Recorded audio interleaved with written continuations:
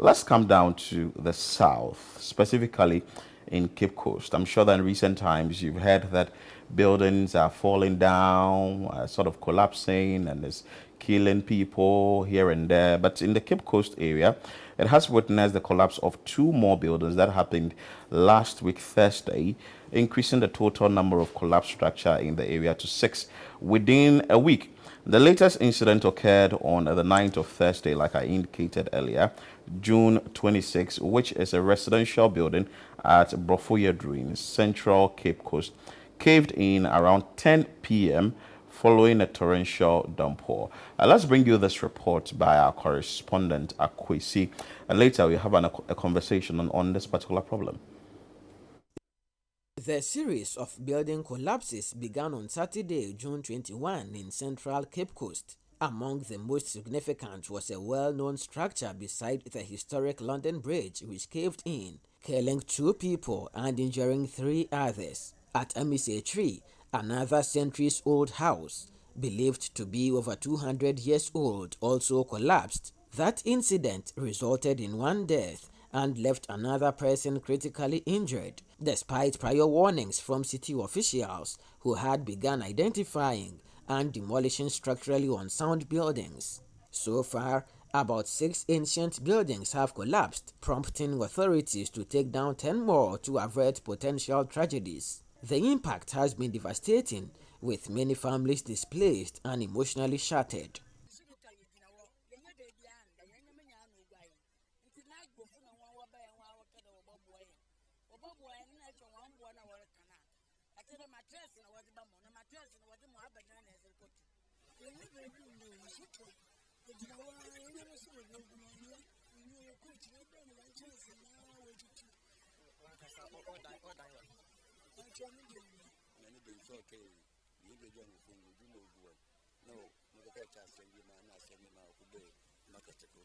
Like London Bridge, Unsafe, and Brofoyedru are known for their abundance of historical structures.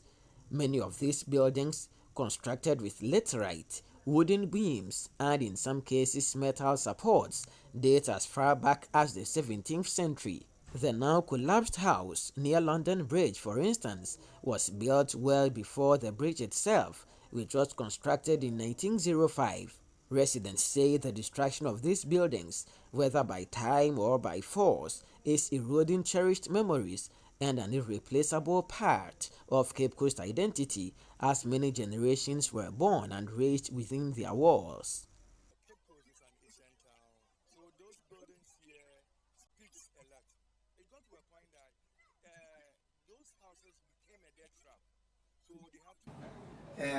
Now or whatsoever to intervene, so that at the end of the day we bring sanity to this metropolis. My responsibility as a mayor of Cape Coast is protect lives and property of our people within the metropolis.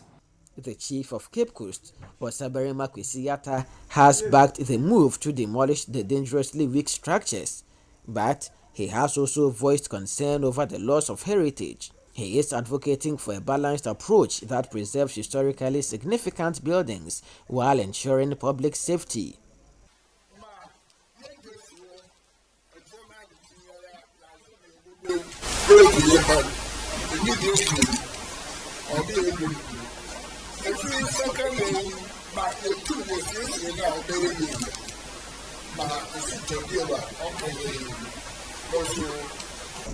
Eduamwa Wachireko opinion told ChannelOne News that efforts are underway to engage private stakeholders in rebuilding and restoring some of the affected structures in partnership with the families who once lived in them.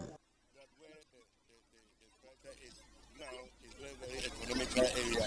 So we may, if they agree, we will negotiate with them for us to provide, a structure that will still have their accommodation and then.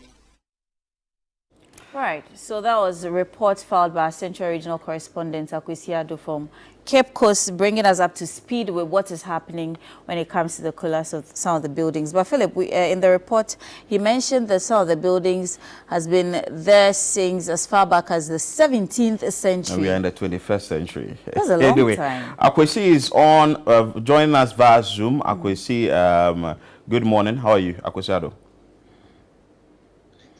I'm fine. Hope you are too. I'm doing good.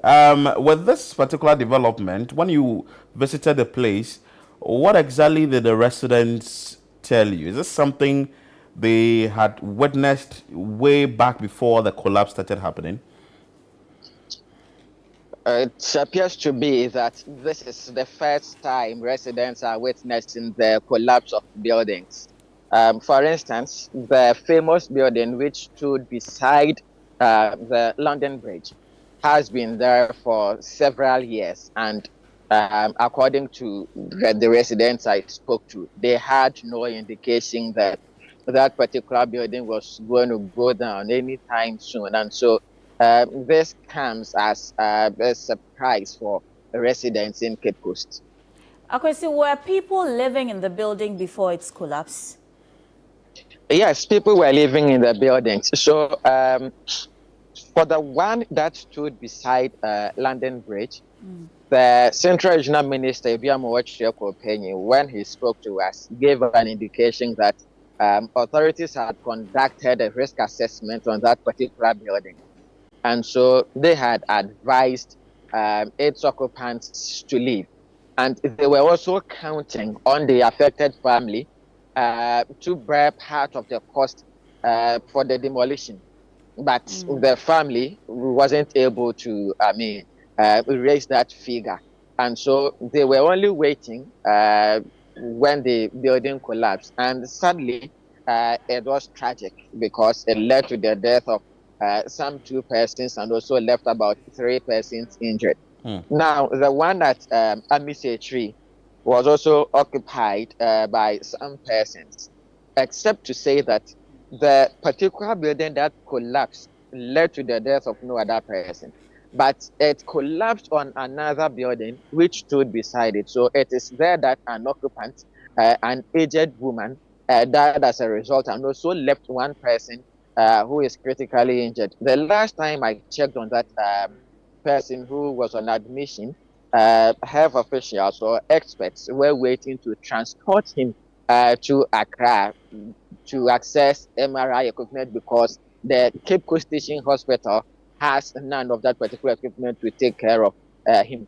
And then at Brofu Yedu, the building that collapsed, the recent one, also had people living in it.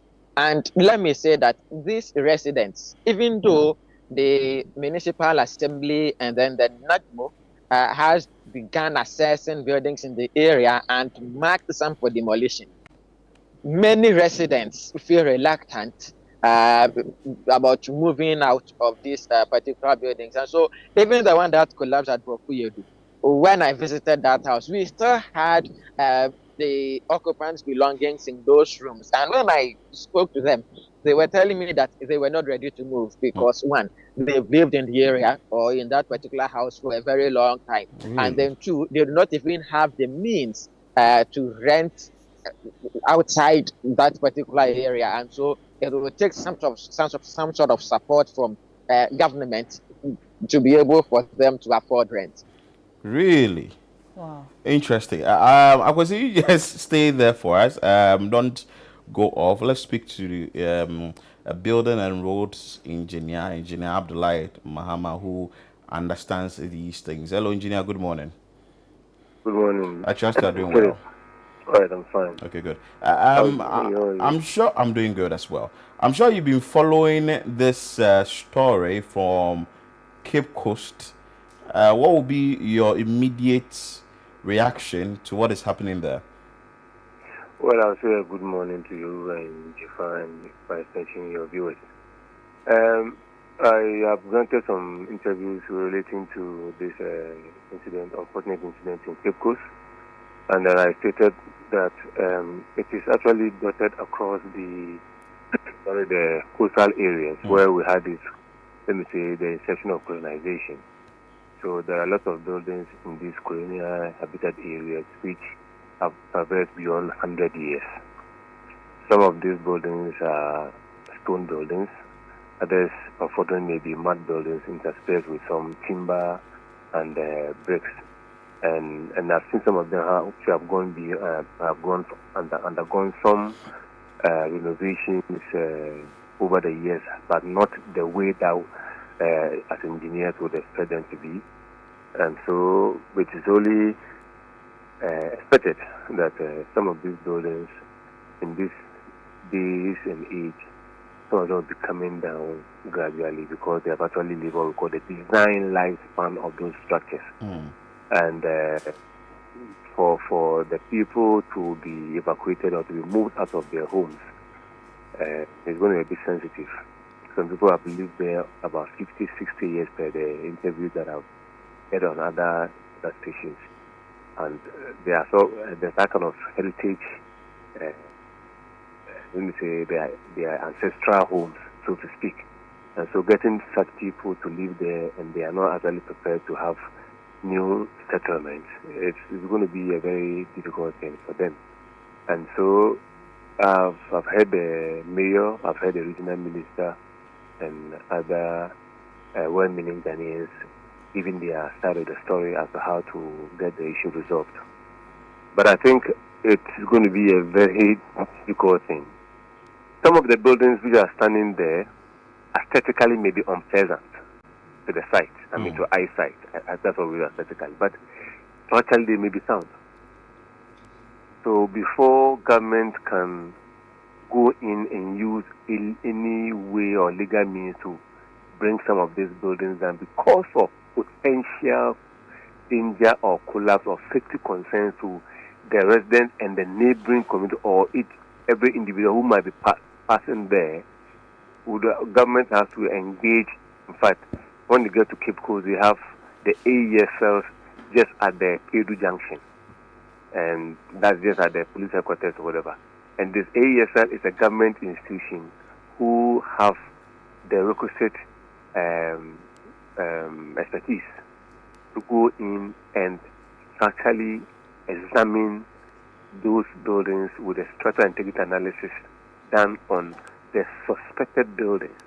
And when these informations are, when you get these findings that some of the buildings are structurally unsound, and then they may not be retrofitted, which means that they cannot be altered to improve their strength. I'm sure that the mayor and then the regional minister may stand on this, maybe go to court, and then get some of these buildings pulled down. Otherwise, there will be a lot of legal issues or legal challenges that the mayor and then the regional minister will be confronted with. Just going to just randomly pull people's buildings down without any scientific basis. But from what our correspondent said, some sort of work has been done. NADMO or the assembly has marked some of these buildings for demolition. But now, the occupants of these buildings are saying that we have nowhere to go and it can't be pulled down. But we're also seeing the collapse of these buildings. As an engineer and also being in the space for a very long time, ideally, how many years or what's the duration to maybe rework your building or maybe relocate from a particular building you've stayed in for a very long time? For the first and foremost, we have to ask on what basis did NADMO do the marking on the buildings? Is it aesthetic? Otherwise, they will have to show a proof of structural integrity analysis is done. That's why in my preamble I said that some of the buildings may be aesthetically unpleasant, but some of them may be structurally sound. The one I'm just seeing on your TV obviously is something that might go.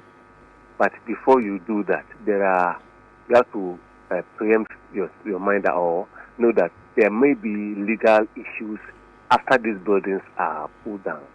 So you have to equip yourself with all the necessary requirements laid and in the built environment space, that before you pull a building down. In fact, unless the building has gone down on force majeure, but if the buildings are standing.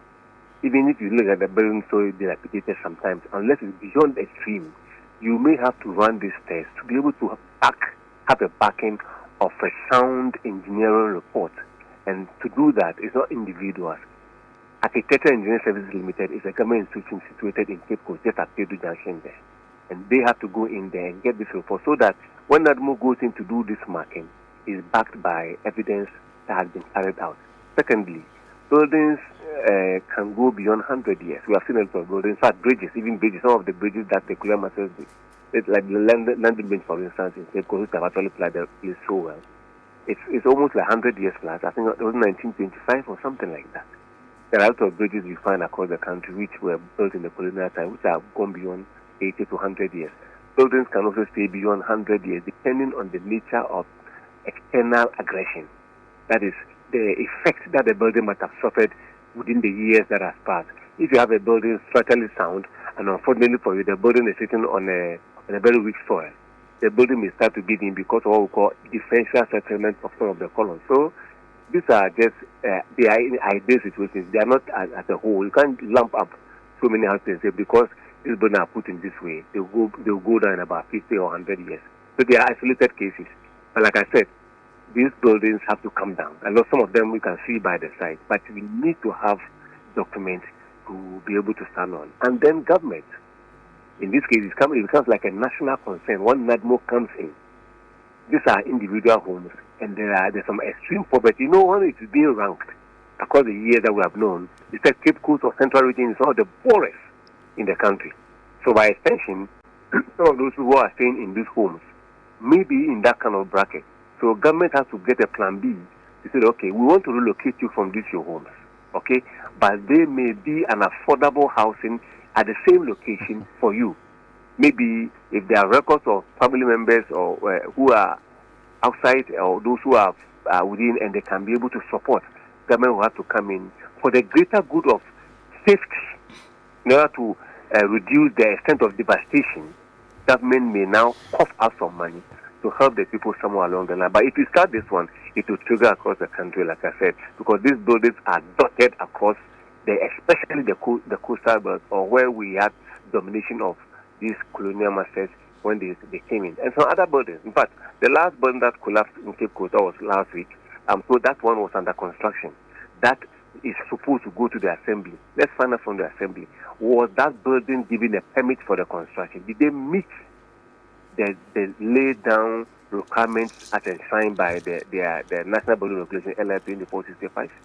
Because it can't be that the building will be under construction and the building will come down unless there was an extreme flood that actually, went across that land and maybe it caused extensive erosion underneath the structure that brought about some sections of the building collapsing. But if it's a wholesale structure which has come down, I'm yet to get that information about that particular building.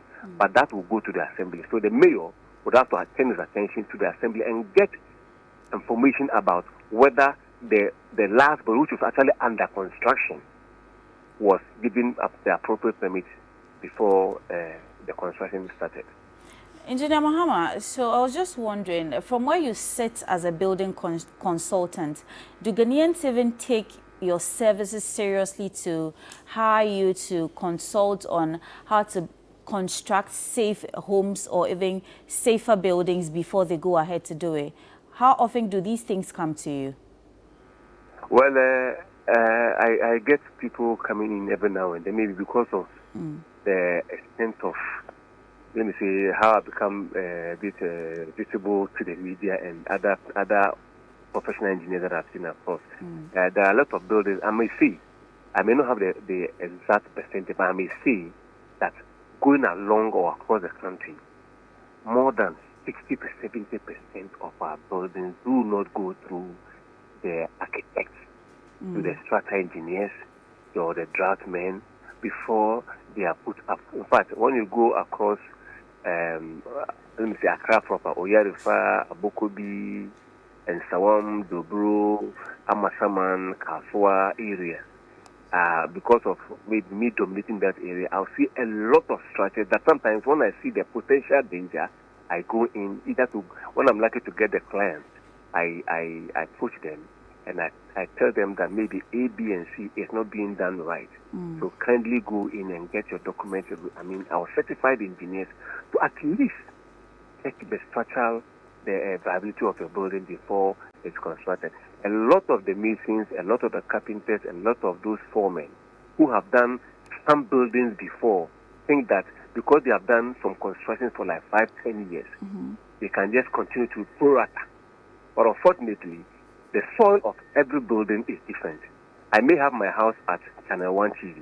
The next 3 buildings are from ChannelOne TV. The soil may be different. Yours may be on what we call the quartzite rock or a granular material. Mine may be on a swampy area where I need to do what we call ground improvement to have a ground beam, so that when my building, one of my columns out of maybe 20 is supposed to settle because that place is soft. Because I've introduced a ground beam under the building, the other beams will prevent one of the columns from going down, which means that it will certainly make my building stand. But these are not information that a foreman, a mason may have, even though they are given drawings to do the construction. So we think we just have to use this opportunity, this window, to tell Ghanaians who are putting up their structures, because people are using half of their years, their working years savings to put up a building. But the penchant of people just ignoring the built environment expert and going to do their own thing, and later on falling on these engineers to now come and remedy the situation, it becomes cost ineffective. In fact, they lose more in sometimes remedying the situation than engaging the engineers or the professionals in the built environment to get their foundations or their designs properly done from day one. I'd also like to find out about structural assessments. How often are these done in Ghana, and do they even happen at all? They happen. Right. Mostly you get institutions or especially investors.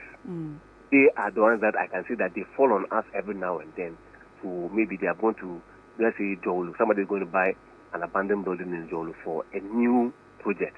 But the building is okay. They want to just expand it. So they will follow you, and then they will come and do the structural integrity analysis for them, and then give them, okay, with this building, maybe with X, Y, Z retrofitting, the building can stand for maybe another 50, 60 years. So what I know is that most of the institutions, especially the private ones, or the investors who come to do purchase of existing buildings, they fall on us for some of these things to be done, because they know that they are coming to actually sink in a lot of money to get these structures to function for them. But a lot of the individuals, somebody just goes in, do some painting, and they renovate the house.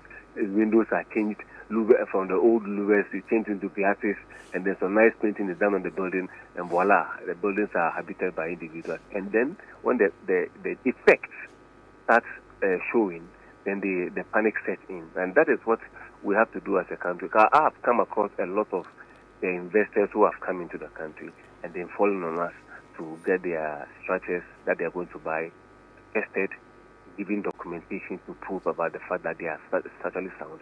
And then they before sometimes they go into to do the negotiation to even purchase those buildings. They don't just even buy the buildings before they do the negotiation. No, they will start with engineers to come and have a look at the building, look at how sound it is, before they go in to do the negotiation for the purchases of such structures. Okay, so for individual homeowners like Philip and I, how often should we assess our home or the structural integrity of our homes? Maybe should it be like a 2-3 year thing, 5 years interval, 10? How often should that be done? Oh, no. You see, sometimes from day one, when you have actually engaged the certified engineer to do a proper building for you, you may not do the structural integrity of a structure sitting in a very ideal area. Right. For 20 years plus, you don't have to do that. But unless you see some, you see that we have some things that we see when I come and see a diagonal crack on a building from the window or from the ceiling. So we have a way of getting those things. So when an individual observes that they are seeing some cracks other than the ordinary, sometimes you might do plastering of a building, and the plastering, because the sand you are using may have a higher percentage of clay in it. When it is shrinking during the dry season, and when it's wet during the wet season, depending on the time, if it's the dry season, you see that because the clay content is now shrinking, you may have this alligator cracks on the building, like those sectional ones. Those are not actually structural cracks. But when I come and see some cracks from your window to the angle to the ceiling, which are becoming like you plaster them, they appear again. Just like what happened at the Melcombe disaster in 2012. So when you see some of these repetitive cracks on your buildings, then it means that you have to call an expert to come and have a look at it. Otherwise, some of these domestic houses, like one story, or you don't mostly get some of these issues. But as for Philip, I'm going to charge him because he knows it. Don't worry, he'll pay.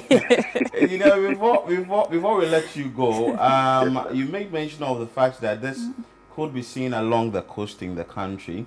So now, what will you say that the government must do using the Cape Coast situation as the case study for other areas along the coast in the country?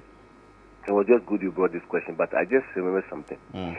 I'm thinking, I don't have the information yet, but could it be that we're having a minor structural, what do you call it, earth tremors? Maybe we may have some earth tremors. Those are the minor earthquakes that you may not feel it, but because the structures are overly weak, let me say they are 90th percentile in terms of deterioration. They are 90th percentile. Maybe those few earth tremors may trigger some of these things. In fact, on records, I stated about 7 years or 6 years ago that a lot of the buildings rise from Accra through Flagstaff out to the Bema Camp area to airport and beyond were sitting on some earth lines, earthquake lines, fault lines. And one very senior most man called me. Unfortunately for him, when I went to his site to address the issue, that building was pulled down when it was under construction. Okay. And then redone. He's a very famous man, he's a very prominent person in this country, but at least he has not given the permission to. So we may have some buildings. I don't know about the earthquake or history of Cape Coast, but I know from Nyanyano coming towards Accra through Pediatric Lodge all the way to like Cameroon on that mountainous area had that kind of thermostat. You may not feel it when you are not in your room. Okay.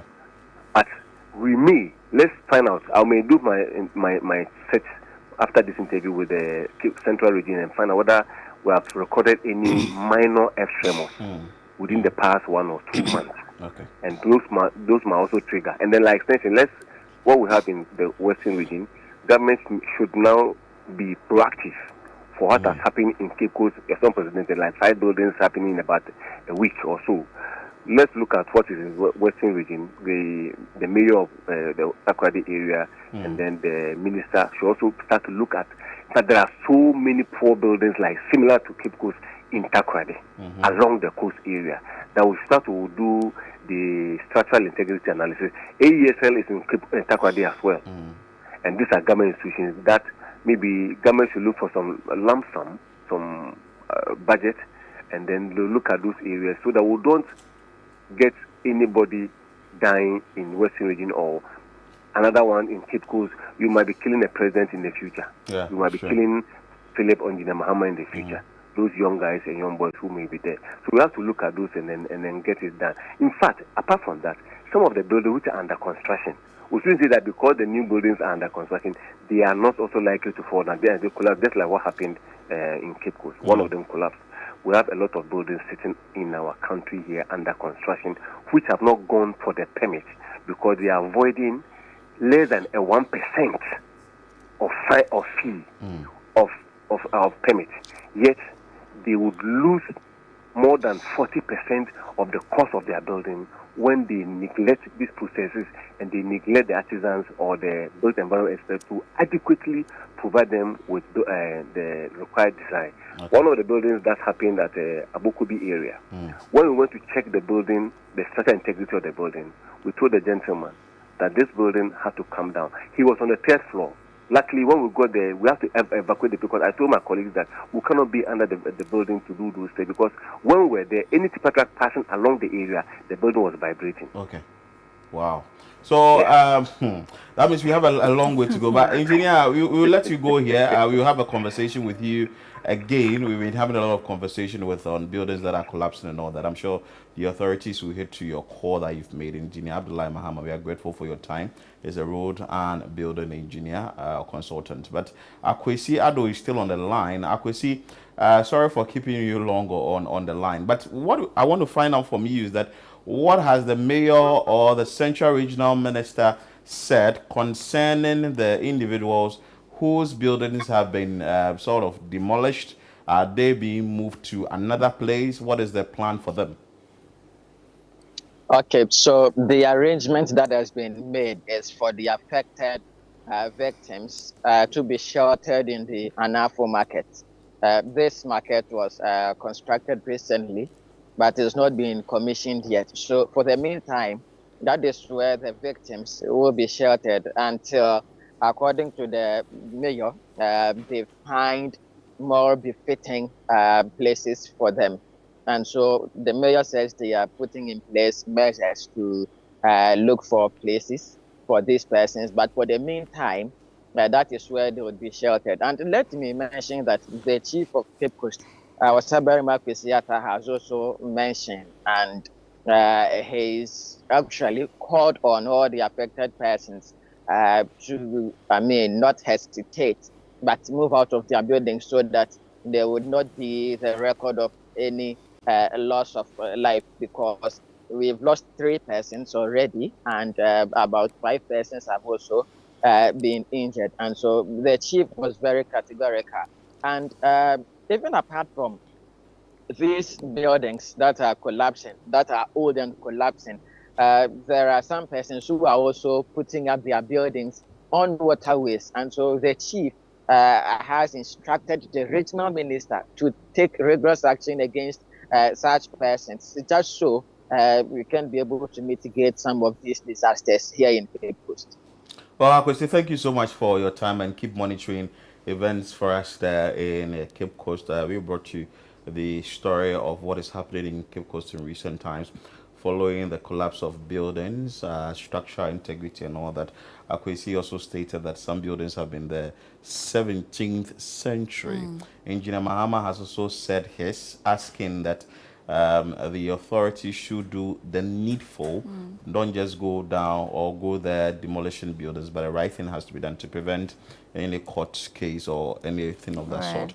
And we also have to take it and make it a point to engage the services of qualified people, Engineers. the engineers, so that they will at least look at the kind of buildings we are putting up. Because if you are putting up a building, you are like, you want the cheap side, definitely you get the cheap side, but it's going to cost you a lot more in the near future. Right. So I think the best thing should be done. But from what Engineer Abdullah Mahama said, this is something that he's pointing out along the coast, because these buildings have been there for a very long time. And I know some of these buildings were really built well. When you go to Asha Fort or when you go to Jamestown, you see buildings like that, like the bricks, red bricks and all that.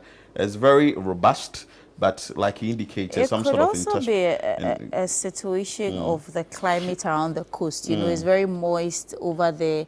And even most times when you live in such areas and you have lots of metallic things in your home, it gets to corrode, and because of the moisture in the area. So that could also be a contributing factor. But I hope that the people of Cape Coast get some help, the displaced persons get some help as soon as possible. And they should find alternative for them, because and if you do not out. find alternative for And me, the buildings I wouldn't move keep out. coming, the buildings keep coming down on them for such tragic situations to happen. It's rather a sad one that we are losing lives as a result of these. But that's all we have for you by way of this morning's conversations on what's happening in your communities.